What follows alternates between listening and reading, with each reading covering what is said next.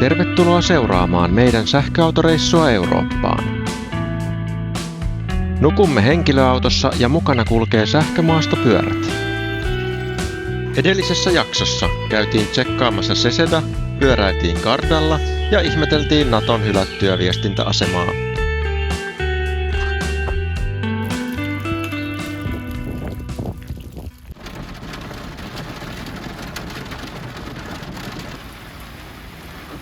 Päädyimme Saksan Schwarzwaldiin perheen pihaan, jossa sai yöpyä ja käyttää vessaa, kun osti 20 eurolla heidän omia tuotteitaan, muun muassa liköörisnapseja, ja bambit loikkivat niityllä vieressä.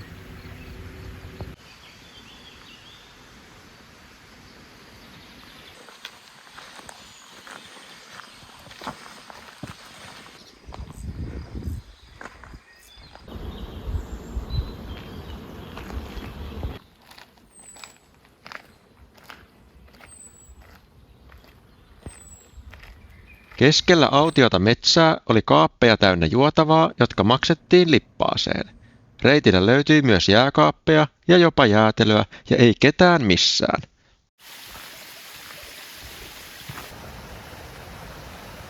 Tällaisten reissujen lopussa yleensä nähtävyydet kokevat rankan inflaation, koska on nähty jo niin paljon ja hienompaakin. Bastei Bridge käytiin kuitenkin katsomassa, mutta oli ihana päästä sieltä ja niistä turistimassoista pois ja päädyimme Bärvaldersee-järvelle yöksi. Pohjoiseen matkatessa sateet vihdoin väistyivät trooppisten öiden tieltä.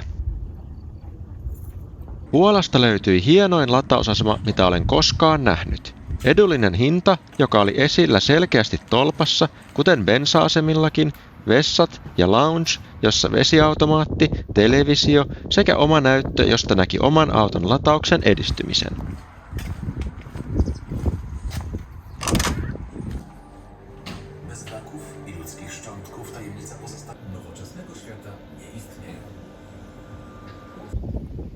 Kun puhuin inflaatiosta, niin Puolassa meitä odotti toisen maailmansodan nähtävyys, joka kuitenkin vielä onnistui tarjoilemaan todellisen elämyksen. Osallistuimme 2,5 tunnin puolankieliselle kierrokselle paremman aikataulun ja hinnan vuoksi. Ulkona kierros mateli hitaasti, pitkien meille tylsien opastusten kerran. Kun menimme sisään yhteen puolustusasemaan, niin homma meni erittäin mielenkiintoiseksi ja alkoi kujan juoksu. Nähtävää ja huoneita oli paljon ja uteliaana kaikkialle piti päästä ja juosta sitten muiden perään.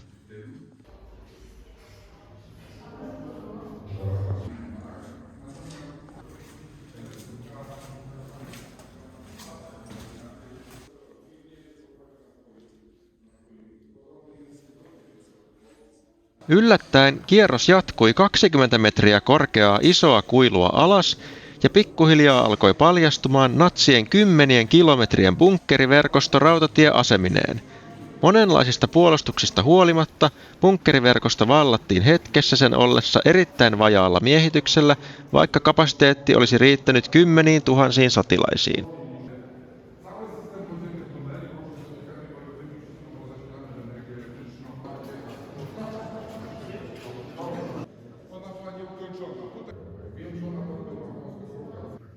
Kävelimme muun muassa 1 kilometrin pituisen suoran kiskojen päällä ja välillä valot loppuivat ja menimme taskulampun valossa.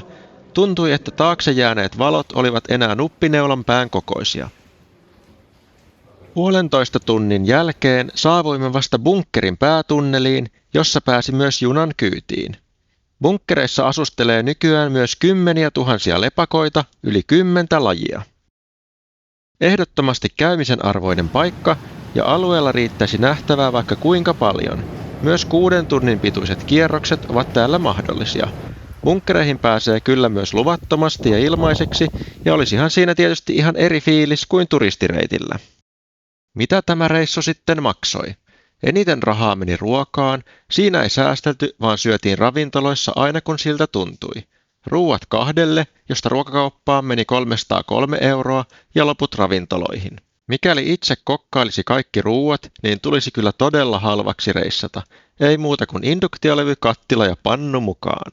Toiseksi eniten meni auton sähköihin, 1680 kilowattituntia, jotka sisältävät siis yöpymisen aikaisen kulutuksen myös. Katsotaan kulutusta tarkemmin hetken päästä. Kolmanneksi eniten meni majoitukseen, joista hotellien osuus oli 227 €, eli yli puolet, vaikka ajallisesti vain alle 14%. Ilman näitä 4 hotelliyötä majoituksen keskihinta olisi ollut 5,5 € per päivä. Ja neljäntenä aktiviteetit ja muut kulut 10%. Eli kokonaisuudessaan meni 2828 €, eli alle 100 € päivä, joka alittaa hienoisesti meidän ensimmäisen autoreissun budjetin Eurooppaan vuonna 2009, ja silloin bensa maksoi Virossa 1,1 € litra ja Italiassa verovapaalla vyöhykkeellä alle euron ja muutenkin hintataso Euroopassa ihan eri. Auton oman trippimittarin mukaan kulutus oli 22,4 kilowattituntia satasella, ja jos lasketaan ladattu sähkö, niin kulutus 25,5 kilowattituntia satasella, kun latauksessa on tietysti häviöitä. Parhaimmillaan kulutus oli tasan 17 kilowattituntia satasella yli 350 kilometrin yhtäjaksoisella matkalla ilman pysähdyksiä Puolan halki. Taisi olla myötätuultakin, mutta aivan käsittämättömän hyvä kulutus pyörien kera sekä huonoimman mahdollisen vierintävastuksen sporttirenkailla. Ladatun sähkön keskihinta oli 38 senttiä kilowattitunti, ja kalleimmat maat olivat Liettua ja Saksa, ja halvimmat Slovakia ja Italia hotellien edullisen sähkön ja Italian ilmaisten latausten ansiosta. Mikäli Italian leirintäalueen ilmainen sähkö hinnoiteltaisiin halvimman laturin mukaan, niin Italian keskihinta pompahtaisi kalleimmaksi 44 senttiä kilowattitunti. Olinpa ennen reissua löytänyt yhdestä sovelluksesta yli 3 € kilowattitunti hinnan lataukselle.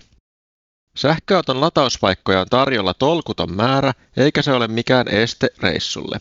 Reitistä riippuen saattaa pärjätä jo pelkästään Ionitillä, eikä tarvitse muuta miettiä, kun Ioniti on vielä kohtuuhintainen.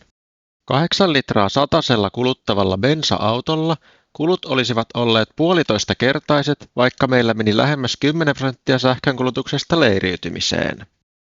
Reissussa ajettiin vajaa 6600 kilometriä, käveltiin 57, pyöräiltiin 327 ja kiipeiltiin 7 tuntia.